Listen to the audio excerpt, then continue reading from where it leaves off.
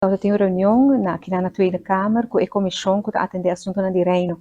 Nesse pensa que tá um hobby bom reunião, caminho que é parlamentário aqui na Tweede Kamer, faz hobby pergunta, riba a informação financeira que nós compartilhar e também que tem meta de nos visita aqui na. Importante tá para não que tu toma hobby decisão riba nós, sa que a situação financeira de Aruba, nós explica também como Aruba está recuperando e passo impressionante que Aruba está tomando para poder recuperar e sempre quer algo que é impressionante também.